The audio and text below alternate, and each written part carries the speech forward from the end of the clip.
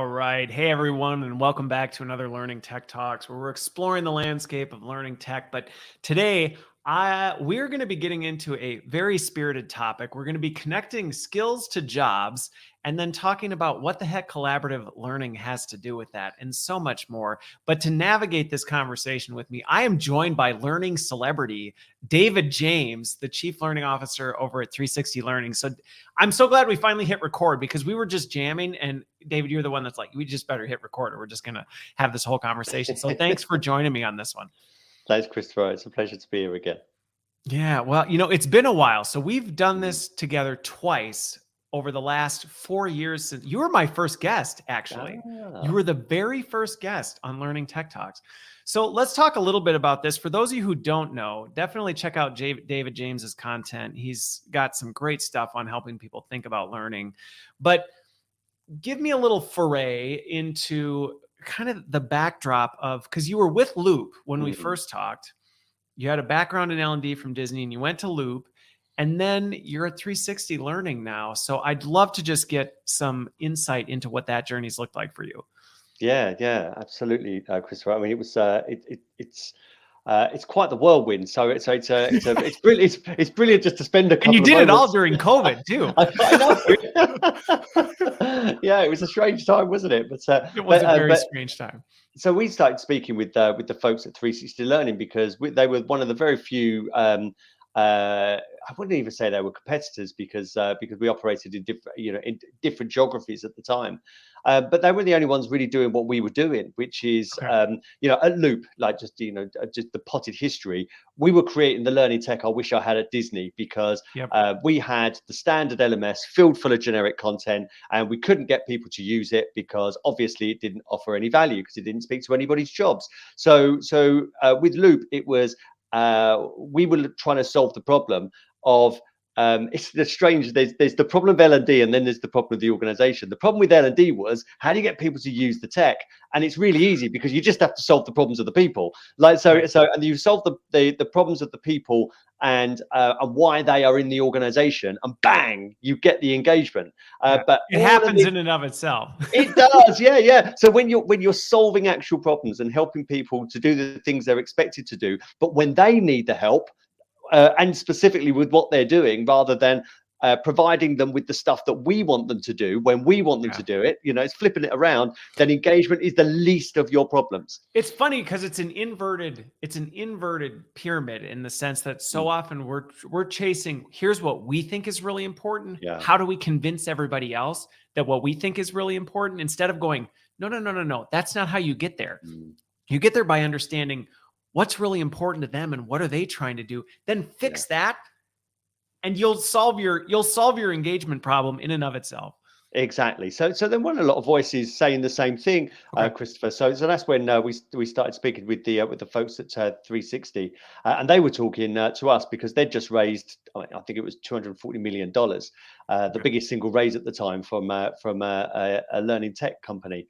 So they were looking for to augment complementary their tech portfolio. There you go. Yeah, that's right. Yeah. And so we were the first company that they acquired. So we went from Loop, which was a handful of folks that have been growing this thing since 2015 and grown completely from a standing start, no revenue to what we were. It was we thought we'd done pretty well, but it is like you leapfrogged. Leapfrogs. Yeah. I woke up a few years later and everything's 10 times bigger. Like we said, Rip Van Winkle. You went to sleep and you woke up and you're like, what happened to me?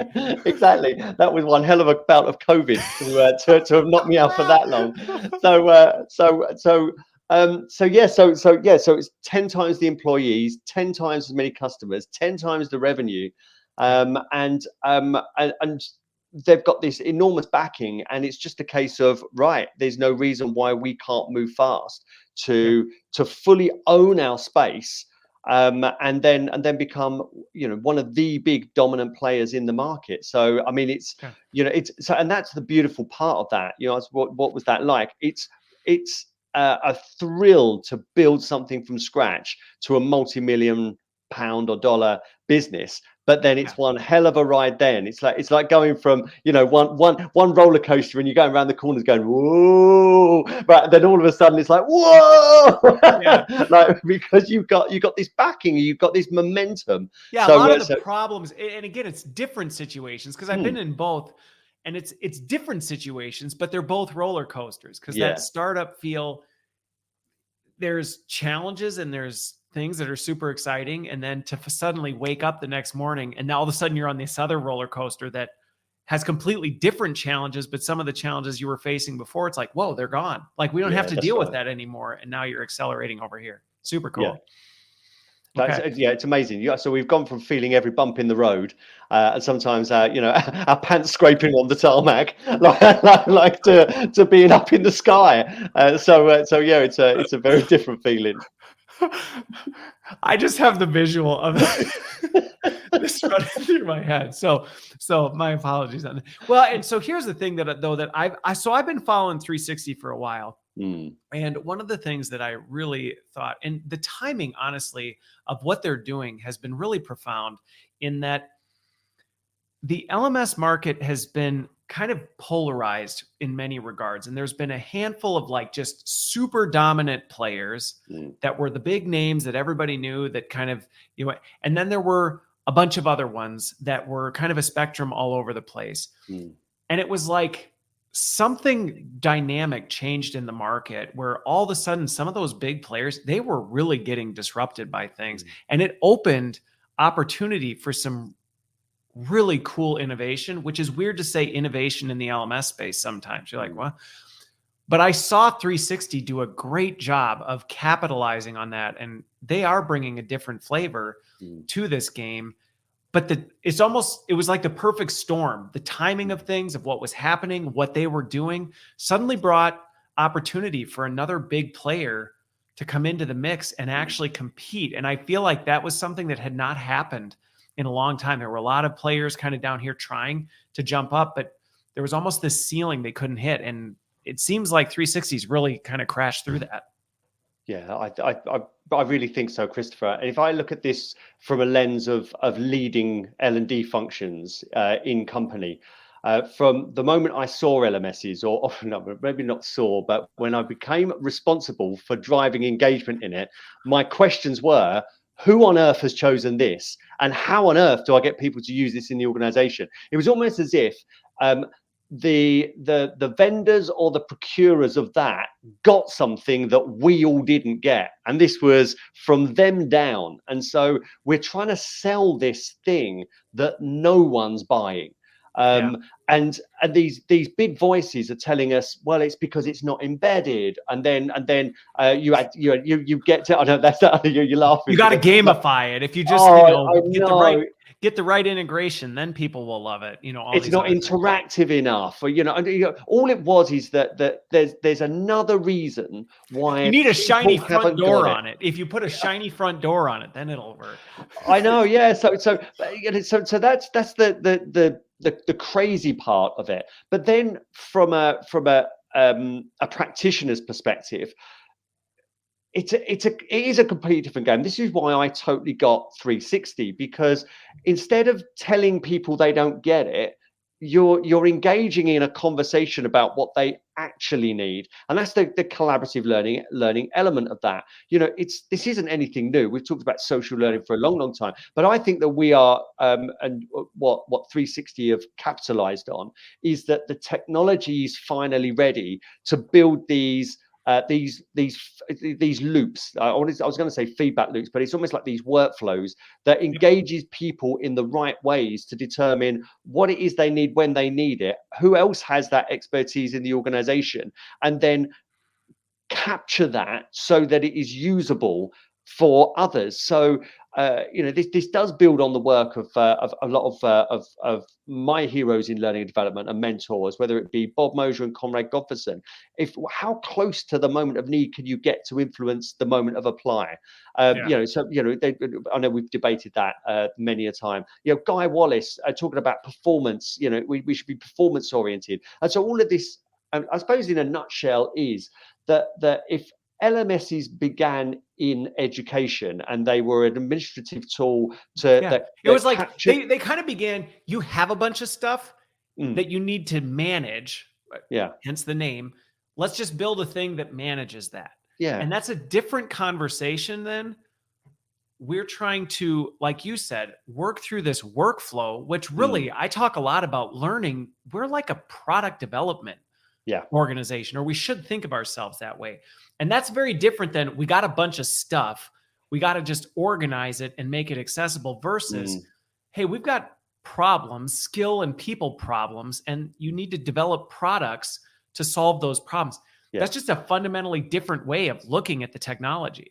Completely. And every time I have a conversation with somebody who's been in education and then pivoted over to corporate learning, they will tell me it's completely different. It's fundamentally different. But I think that there we've got too many voices in learning and development that look at it and think, well, it's just like education. You Academics. just Yeah. so you just need a lot of content. You need that categorized and you need that surfaced at the right time. And if it's not working now, then we just need to find ways of surfacing that in Yep. another way. And you know, you're thinking, can we just pause for a moment and wonder whether we've actually got this wrong? Because as you said, this is about activating people and equipping them to do the stuff that they're recognized to do. I mean, you and I, Yeah. we've climbed the corporate ladder. We kind of know how that works.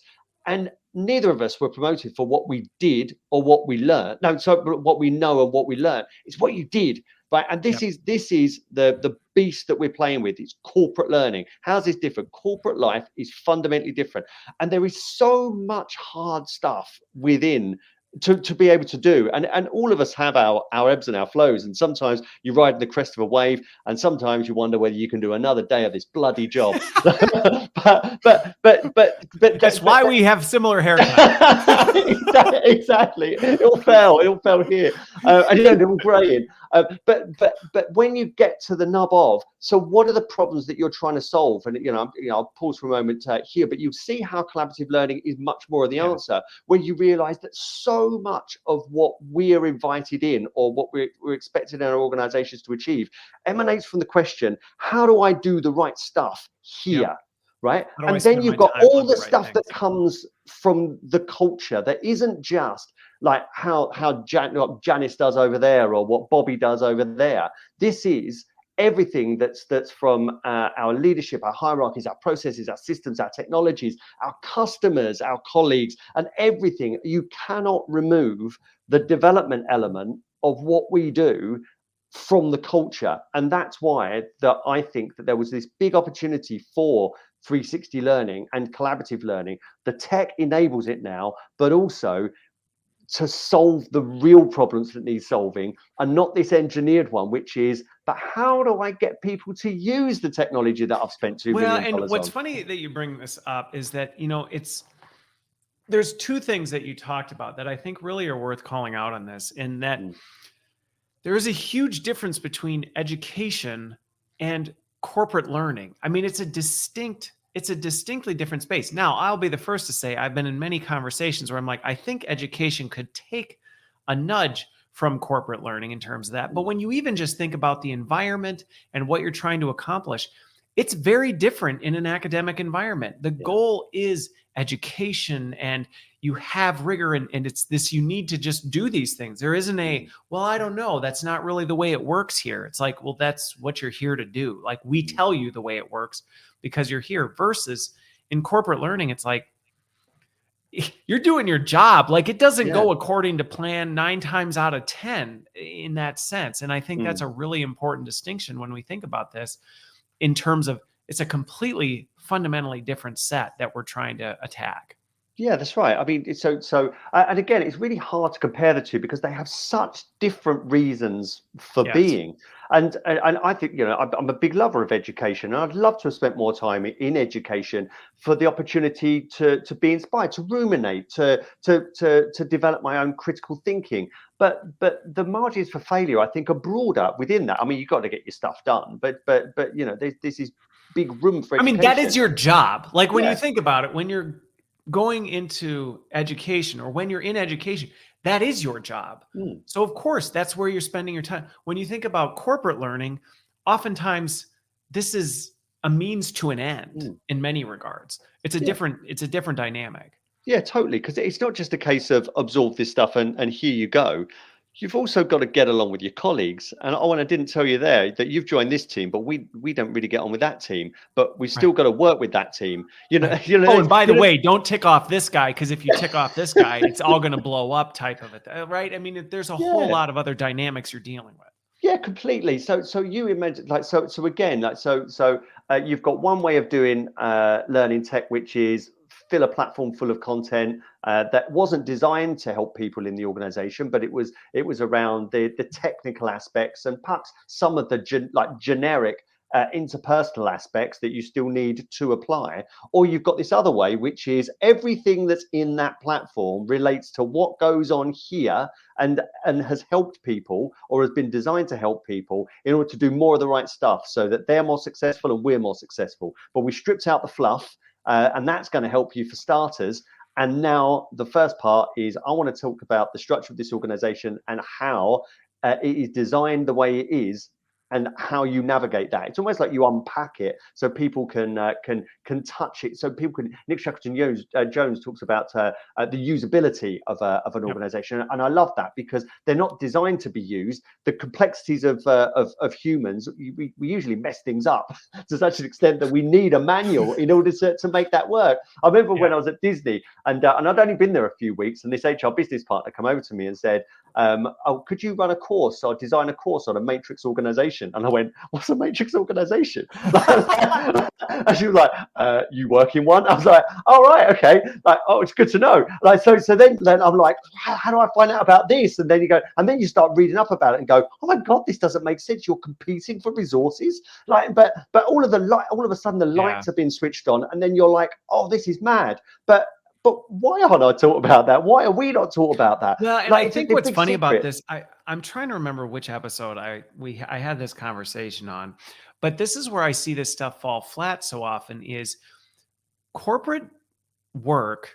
There's almost like, have you ever eaten at In-N-Out? No, I haven't. No. Okay. They have a hidden menu. They have a hidden menu. Okay. And it's true. And if you go there, go to California, order the animal fries or something like that. But there's this whole hidden menu of things. And so often this is the dynamic that I see when it comes to workplace learning is it's like, well, yeah, here's what you need to know.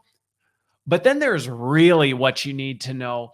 Yeah. And nobody ever talks about, like, this is like this hidden knowledge that leaves people going like, okay, so I did the thing, but this is not helping me get anything done. It's like, oh, well, did you get the animal fries? Did you order it with did you do all the, how would I know about that?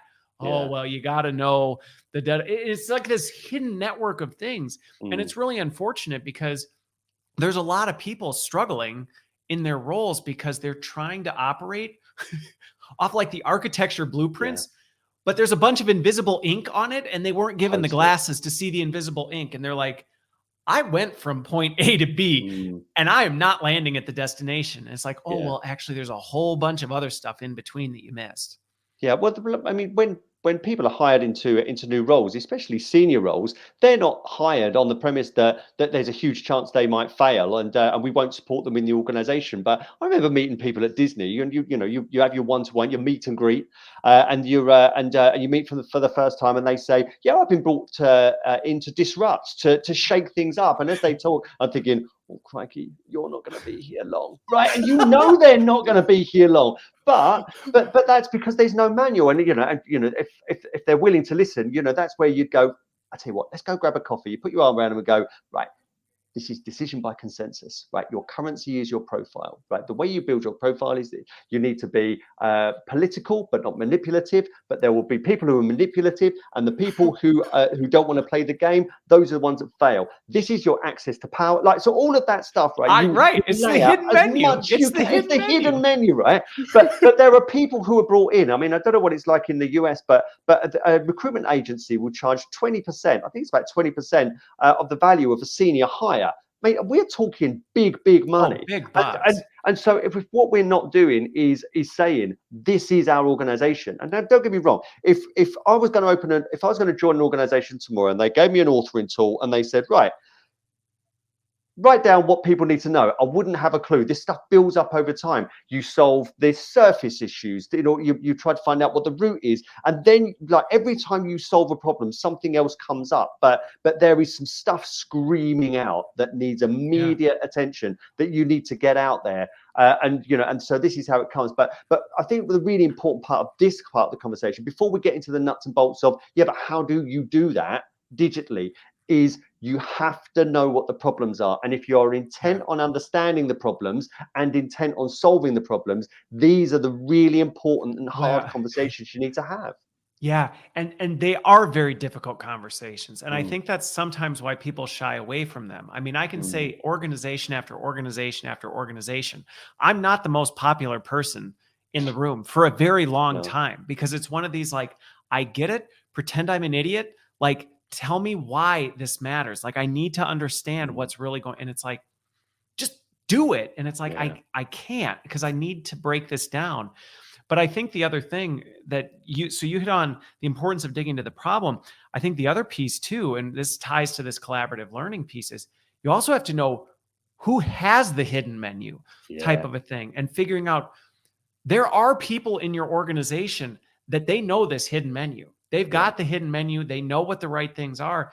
And the challenge with that is you look at, I love this term, the gray tsunami, right? right, That's about to just wipe out a lot of organizations where it's like, you've got a lot of intellectual capital in your company and they know the hidden menu yeah, and they've got the details on how work actually gets done and how to navigate this so that somebody doesn't walk in and go, I quit. Like this, I just mm, can't. I did 1 + 1 and it keeps equaling 4 and I can't figure it out.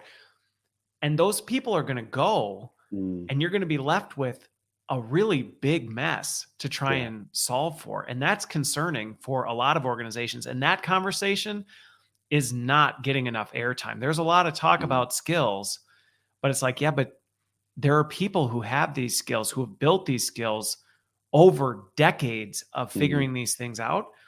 And they're going to just up and walk out, and you're going to have no idea what's lost. Yeah, that's right. And you realize it wasn't just about skills. This was about networks. This was about people. This was about being able to be plugged into the organization. I think Laszlo Bock talks about this in Work Rules, that we can that we overvalue or perhaps we oversimplify somebody's ability to do a job and think that they are. I think that it was in the context of someone being self-made. Like no one in any organization has done that on their own.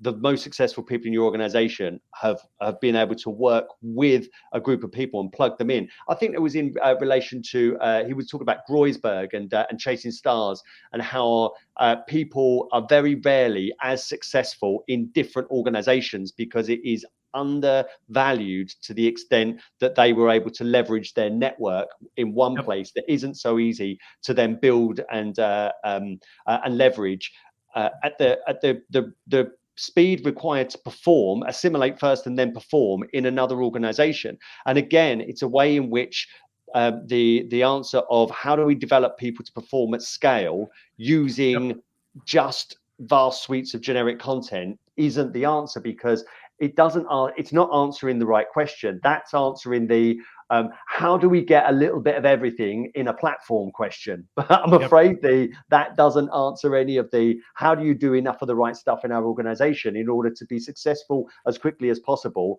to progress as quickly as we need you to, and then, as you said about the Grayson Army, keep enough of that proprietary information in our organization that's both usable and can be iterated over time so that we continue. So it's almost that helps to facilitate the not the just the collection of information, because I think this is where I think we're on the verge of another great technological revolution, because knowledge management is very well intended, but the capture of information is very different from the retrieval in order to activate people. It's not good enough just to hoard that knowledge or No. know-how. It is in the Yeah. retrieval and application that all of its value is should be judged by.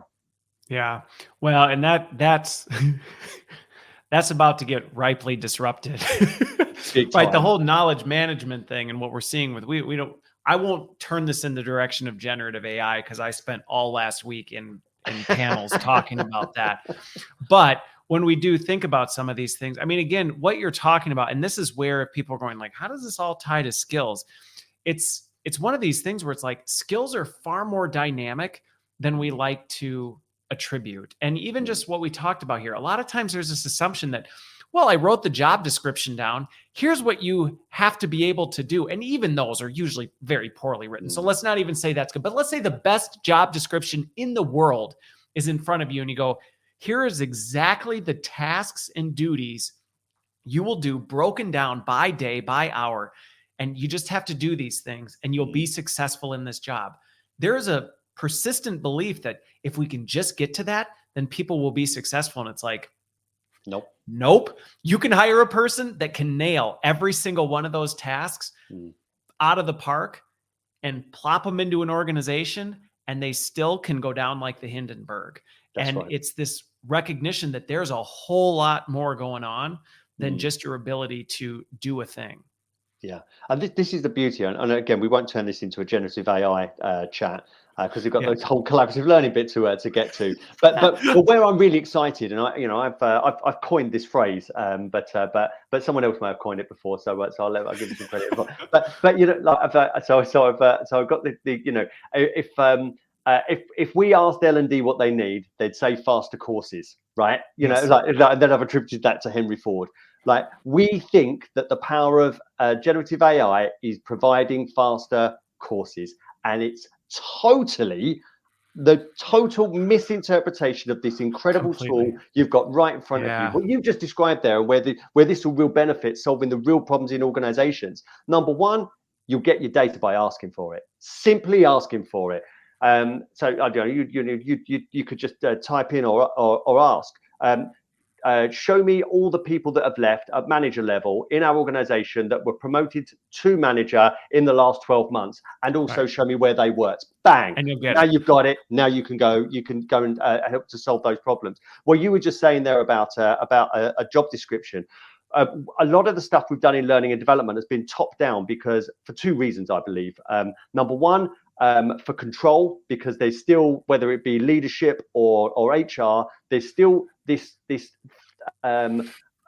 basically flawed belief that we can control people. Draconian. Let's just call it what it is. Draconian. Exactly. Tell them how to behave. But the second one, it's in the absence of of believing that there is another way, that we can't possibly be doing things bottom up. Because every time I talk about doing stuff bottom up, people go, "Oh, what? You ask people what their learning needs are?" I'm going, no. Like this again. This is learning and development applying. Are you saying we ask them what courses they want? No, that's not what we're saying. I know it's completely nuts, isn't it? But it's about these tools that people will use to recognize the jobs that they're expected to do in the organizations and their ability to deliver the results, and then bring them off the page so that people are guided and supported to be doing more of the right stuff. People going, well, that doesn't sound like learning and development. Where's the course? You go, imagine a world where there isn't one. The way I describe it, it's like 10-pin bowling.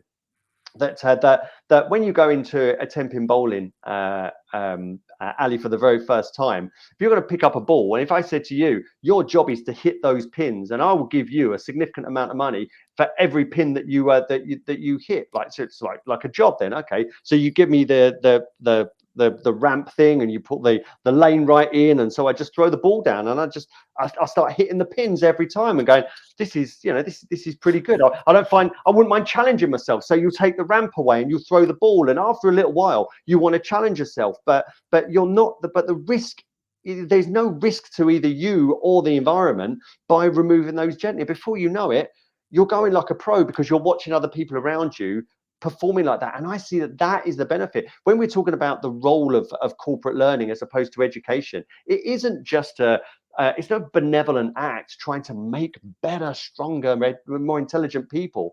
It's to help more adaptable people with like, to give them the potential, but more often than not, it's the tools in order to do the thing that they're expected to do, because we believe that if they do enough of the right thing, they'll get the right results. And I think that when we stop thinking about using this really smart technology to do this really dumb thing, then I think we can achieve a great deal. And I'll just add one more part to that, because and I think this bursts the bubble of where we think generative AI is going to help L&D. So L&D think, well, we'll create faster courses, because just imagine what we could do is uh, uh, do a communication skills course for a tech Yeah. company, Write a right? And then course it for me. goes, you tell me why anything you ask generative AI to do is going to be better than the person who's doing the job asks in their specific context. That Yeah. bursts the bubble. You don't need somebody far away from the work asking the questions that they think people might be asking, when generative AI could do that. And again, that's where that, and even that's dumbing it down, but it's in the potential to really come bottom up and help guide and support people to do more of the right stuff.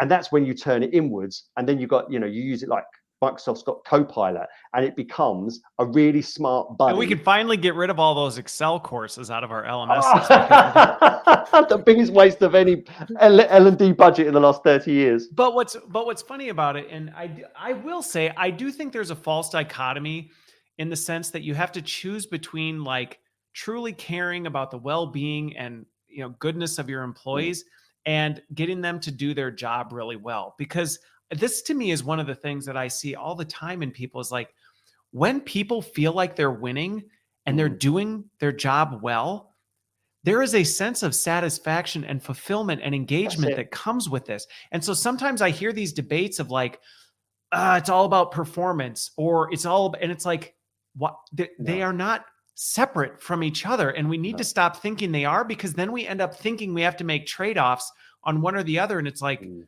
we don't. no, If no. you actually get this right, you win in both categories. Yeah, that's right. The most important thing I think we could do is help to improve people's prospects, but on their clock, not ours.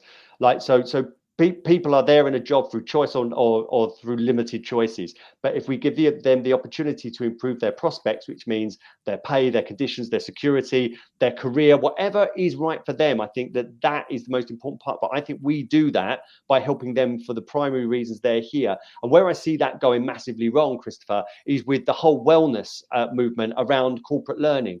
I can't Okay. stand it. And one of the reasons I can't stand it is because what isn't being admitted is a big problem of your well-being is being created by your organization and your inability to either navigate it or get it. But hey, do some mindful. We've got headspace, and change your diet. Maybe go for a walk, but not too far, because you're only allowed 15 minutes for lunch, and then come back. Like really, what you should like. Imagine we were opening up the culture and going, this is what goes on, and do you know what? This is what causes the overwhelm. There was a little bit in there that there's Yeah. a big. No, I see where you're getting with it. So I love these when we can get into like a little bit of back and forth, which we always do, which is why I love our conversation. Because what you're getting at, there's a component of that I agree with, Mm, which is, yes, I think sometimes, and I see this, and this is one of my biggest issues with DEI efforts mm, and well-being efforts, is they're often just trying to shroud the problem with this mm, false masquerade. And it's like, hey, your job sucks and we're not doing anything to make it better, but like, go take a walk, just mm, not too long. Like, and then and it's like, no, you're trying to just numb the painful reality of things. mm. And that's not actually You're saying it's helping. on me. Yeah, what you're Right. saying is It's, it's all within my realm of control. Here's some stuff. Off you go. Sort it out. we're not going to change anything, but you Yeah. just go, de-stress and do what you got to do so that Mm, you can put up with the pain. And, I think you see the same thing with DE and I. We're not really going to be a more equitable or diverse culture, but like, mm, we're going to create some things that make us feel good about it. And hopefully that's going to change at least the perception.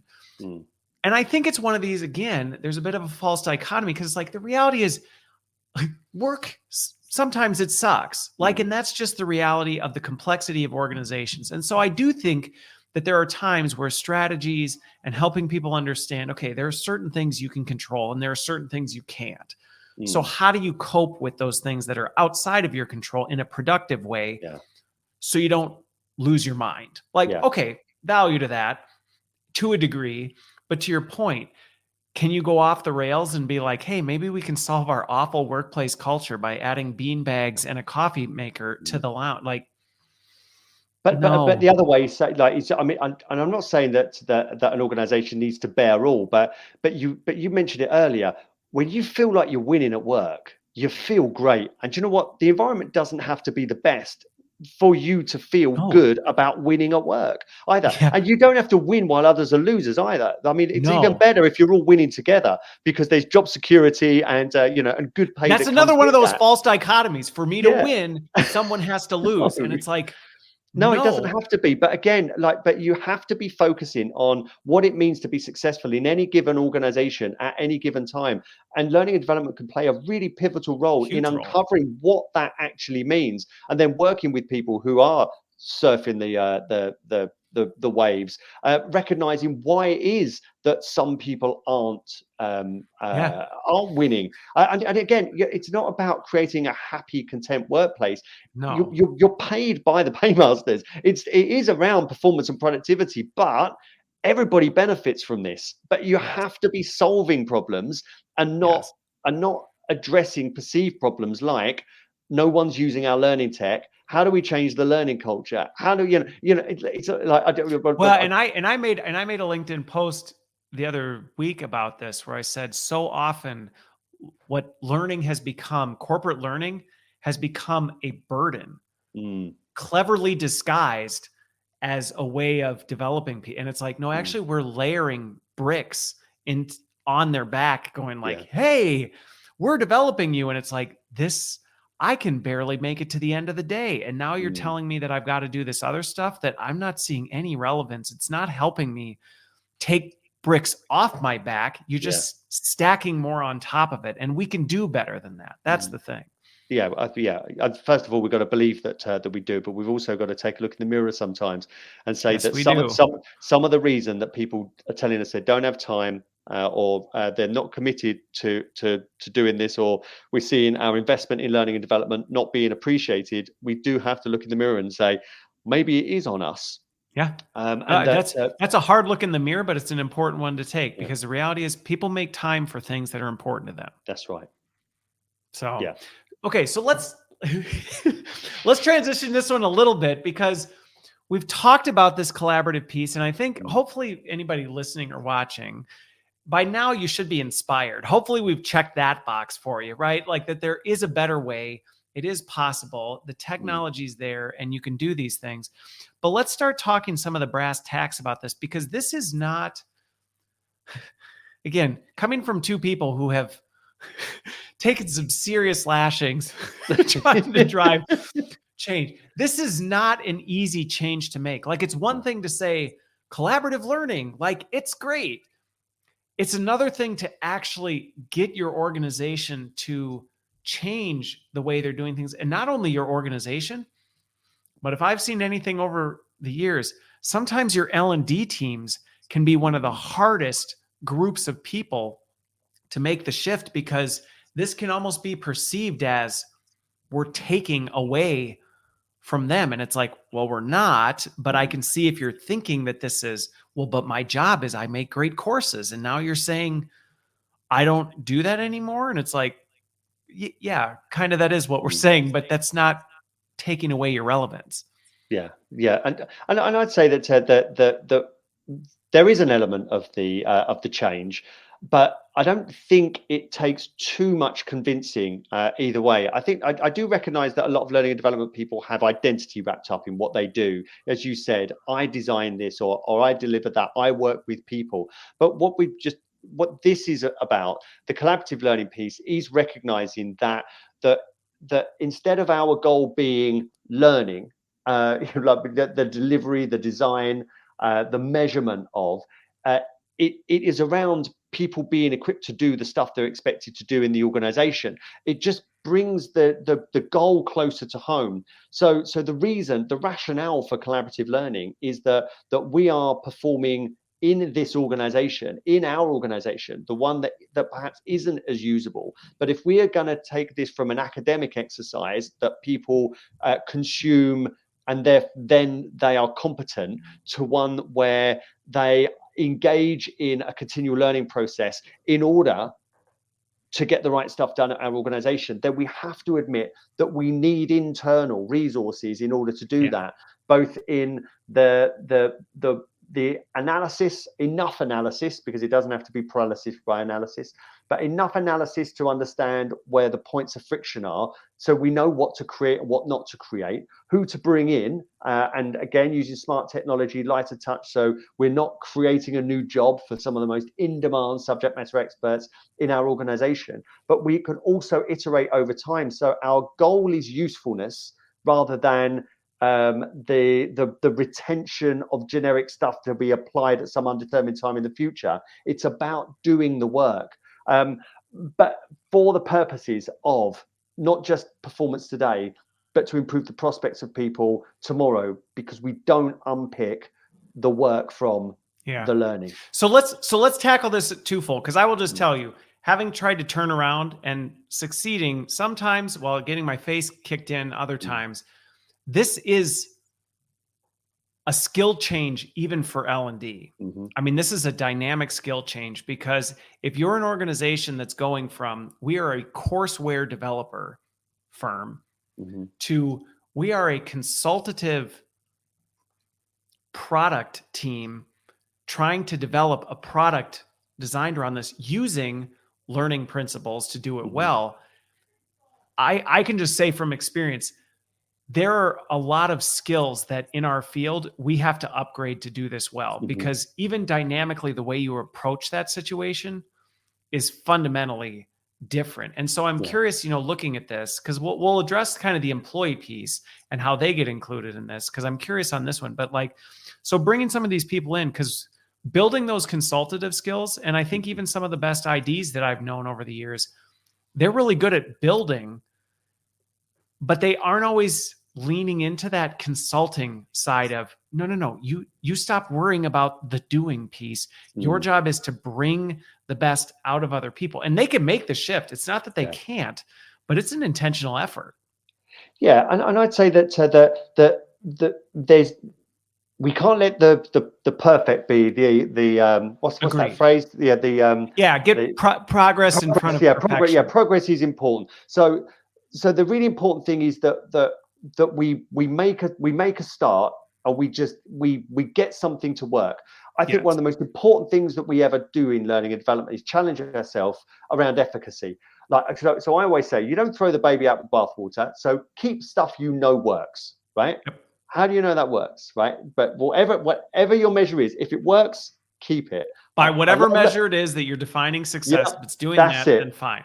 Exactly. But let's start with something that's not working. And how about we just try something a different way? Yes. We don't tell the world we're going to do something different. We just try this a different way. Now, if we take a step back and say, look, we're not talking about piloting a platform or an approach here. When it comes to collaborative learning, that's just a way of saying to your organization that we've got all these great people here, and instead of just trying to fill people's heads up with this stuff, and by the way, we're not getting a huge amount of engagement anyway over there, and we can't really draw the line between the investment that we've made and people being equipped and are actually achieving more. So what we're going to do is we're going to spend more time connecting our people, and we've got smart tech that helps us to do that. And by the way, we're not taking away your suites of content if needed, because I'm a huge believer. Over time you may, but there's a tactical element of L&D leadership that I think is really important. And you'll know this, Christopher. If you don't have a suite of online content, people will ask you, do you have something on this? Do you have something on that? And you'll spend a whole lot of time making things. Exactly. You need to almost keep them at bay, because people will always tell you what you haven't got. So it's almost as if as a hygiene factor, you need to have enough things. But when you've then got the time and attention to keep the noise down, exactly, because otherwise, for all sorts of reasons, I totally get it. I know exactly what you're talking about. but everybody kind of knows what that's for anyway. And I always say that you listen to the phrase when someone says to you, "Have you got anything on presentations?" The word anything is the key word there, because if anything will do, I just need a thing to fill a yeah, hole. oh yeah, whoosh, off you go. I've got loads of that. Go, you crack on, and you tell me when you do. Right. So that's how important it is. Yeah. Anything will do. But then you've got the stuff over here, and this is the skill stuff. We've got a skills gap right now, and this isn't getting better. I think it's you've got a similar case in the US that we've got over here. We've got more job vacancies than we've got people to fill it over here. We're not going to hire ourselves out of this skills problem. We've got technology advancing faster than you like, and we've got Brexit as well. That's kind of told the world that we're open for business, but you can't work here to do it. So we've got to develop our own people. We've got this burning platform here, and we have to. Right? If we were going to go risky again and go, well, we'll just rip and replace that last thing we spent a load of money on, I'm not sure it got us any further towards our closing our skills gap, but it was interactive. Again, crack on. If people gave it 5 stars. Yeah, exactly. But if your organization now is relying on others, and there's a team sitting right there who are dedicated to preparing people for work today and tomorrow, learning and development. If you need to make it work, then you better be preparing people to do the jobs, not just do the learning. And I think that's the bit where we can convince ourselves. And I don't think it's a big sell to convince stakeholders. No, and I think and you went to where I was hoping you would go with this, which is there's a lot of nuance and complexity to this. And it's not like you just snap your fingers and overnight everything went from this and magically now you're over here. Because really, even quite frankly, that's not even the best solution for this. Like not everything needs to be in this model. And I think what you're getting at is for orgs who are going, okay, I hear you. We want to do this. It's about prioritization and identifying where are the greatest opportunities to get started with this, because it's not, should we do it? To me, anybody who says, should we do this? I would go, that's the wrong. The answer is yes. The answer to that is yes. It's how. And I think how is helping people understand where to get started, which is don't flip off all the things that you have and dump them and go, all right, we're starting back from ground zero. And now we're going to redo everything we ever did. You will kill yourself. Yeah. But like you said, being able to say, all right, we got these things. Yeah, we're going to get the request where somebody goes, I'll take just about anything, literally whatever you got on this. Okay, fine. Don't waste your time and energy on those things. Push them over there and then say, where are these critical skill problems? Yeah. These gaps that we have, and then let's lean on this and let's do it differently because we actually have an opportunity to do it. And don't just plug that hole with what you've always done in the past. No, and I think that you make a really good point, because it's not skills for skills' sake; it's skills for an end. Right, so it's really easy to buy into. Your vendor's got a skills report that says in your industry and in your location, these are the skills. And coincidentally, first of all, Christopher, you can have that report for free. But coincidentally, I've got a library of that. So I can sell you the solution to the problem I've just given you for free, right? And so, brilliant, right? So and you haven't had to do any analysis, and really, all we can connect this generic content to people's job descriptions, or how you've got them set up in HR, in your HR system, and also give them more generic stuff based on what they tell us they like, and that means they can do future jobs. The only thing that doesn't stand up to is scrutiny. Now what?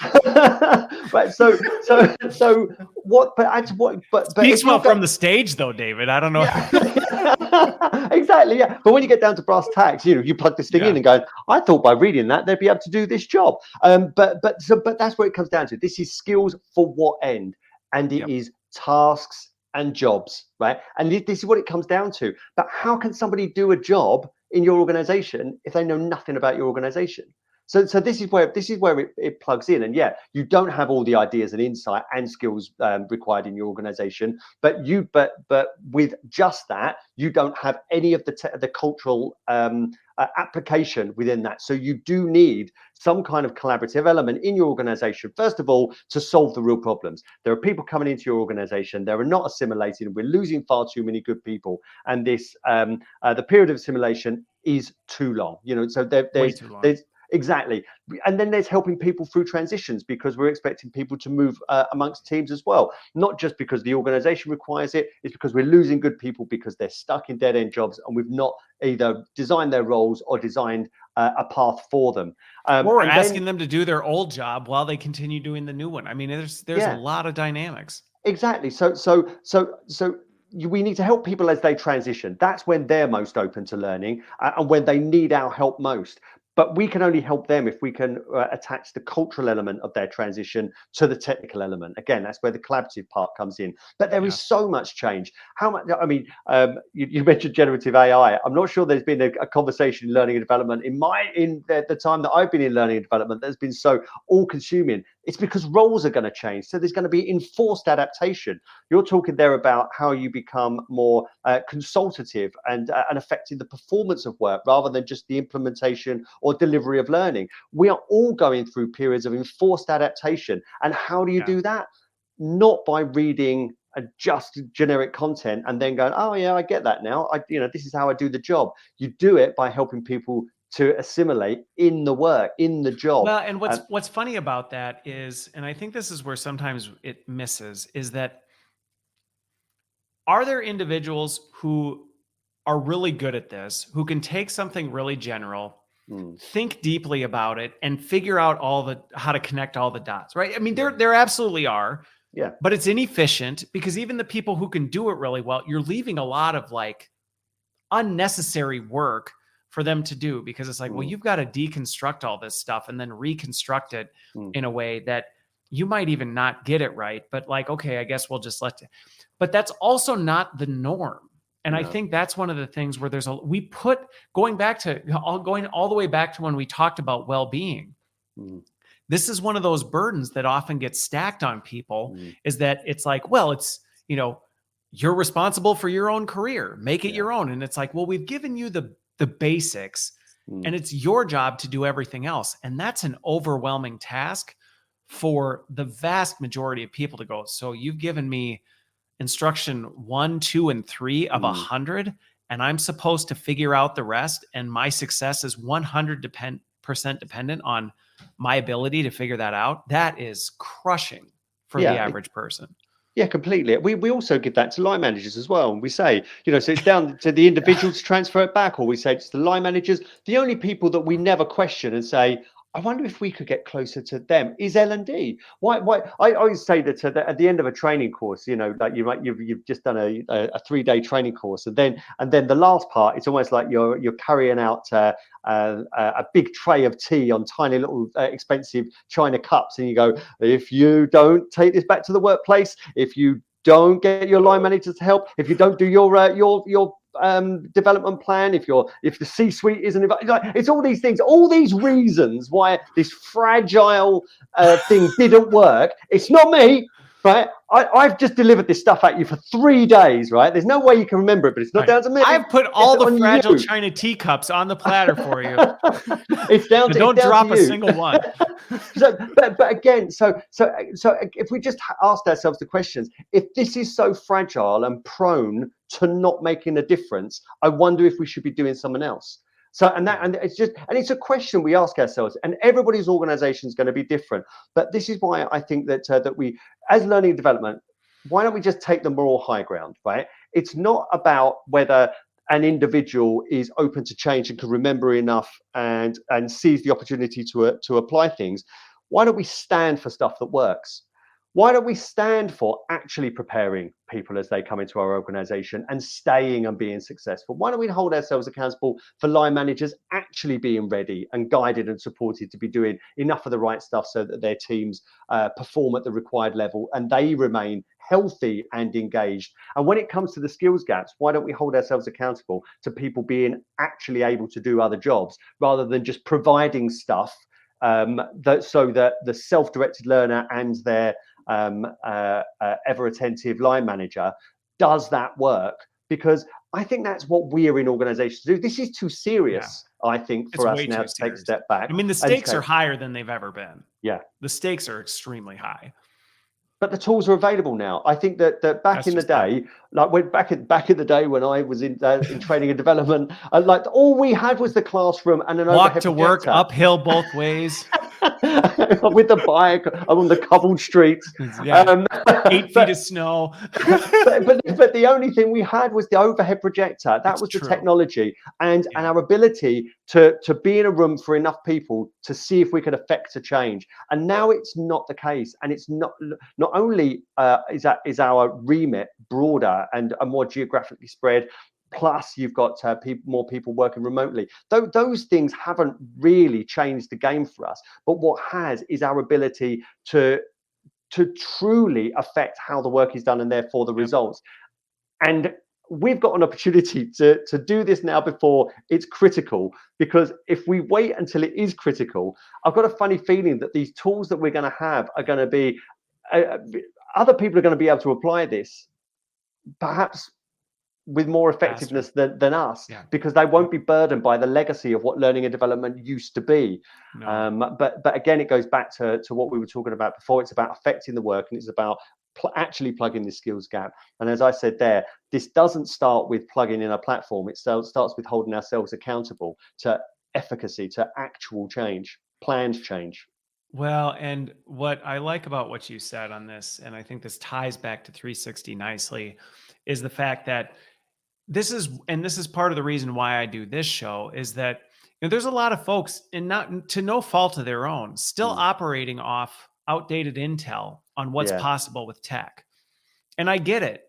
The market's moving fast, tech is changing all the time, and it can just feel like I'm so busy just keeping my head down. Mm, I don't have time to understand what's out there. But this is where, I use this as an opportunity to lift people's heads a bit and go, hey, look, I get it. There was a day, as much as we joke about it, where it was walking uphill both ways through 8 feet of snow and mm, pushing. And so as a result, you just said, this is the best that I can do with what I've got. mm, But what's beautiful about what's happening with the technology is those rules are changing, and the things that were impossible. And I think looking at LMSs and what 360 Learning is doing, where you would go, LMS is just, they only work this way. It's like, mm. no, they No, I don't. don't. Actually, no, they don't. There are players out there that are actually fundamentally doing things differently, Mm, that is creating these things that you would go, well, I'd love to do more collaborative learning. Unfortunately, we just have no way to support and manage and maintain and actually do. Okay, well, that's actually not a problem mm, with the right tech. And even going back to the generative AI contact, there are a lot of things that this is going to free us up to do. mhm. And I mean, I guess you could use it to shell out a bunch more digital garbage into your Mm. org. But to me, that's a complete miss of what's possible with that technology. Yeah, I completely agree. And I think a good acid test of whether you've got the right learning tech is ask who's doing the work. Are you working for the tech, or is the tech working for you? I know that in my Disney time, me and my team spent an inordinate amount of time trying to drive traffic towards the platform, because no one was doing that of their own volition, and it was to justify the expenditure on the platform. We'd given up hope of it actually doing what we bought it for, and now it was just to justify it, the spend. The role of LMS administrator, again, you've got people working for the tech. Where you've got good tech, if that feels like extra team members, that and I don't mean just those delivering content, but I mean the eradication of admin, that you've got smart campaigns running, whether it means in the development of content, it's like you've got a really smart person who's made a good Yep. first pass at that, as well. Compliance, another one, for example. Who should be running any manual compliance elements in their roles right now? That could be fully automated with smart tech. So I think it's a really good acid test. If you've got people working for your tech, you've got outdated tech. If it feels like you're running with extra team members, you're on the right path. And if Yep. that's piqued your interest, you know where to come. There you go. Hey, there you go. You close it with a plug. I like it. I like it. Well, David, as always, I always enjoy our conversations and appreciate you making the time. And for those of you watching and listening, hopefully this has just challenged you, which it should. If anything, that's a great starting point, is to challenge your thinking on what you thought you could do or what you thought you had to do or what the limitations are, to at least start exploring the possibilities. Because you're playing the long game here. And to your point, you don't want to wait until it's critical mass to be in a position where you're like, oh no. I mean, we saw that's what happened with the pandemic in many ways. It was like many orgs were not ready for that. And I think there's an opportunity to get in front of it. So thank you for making the time. It's always a pleasure, David. You're welcome back whenever. And thanks for being here with me. Thanks, Christopher. I really enjoyed it.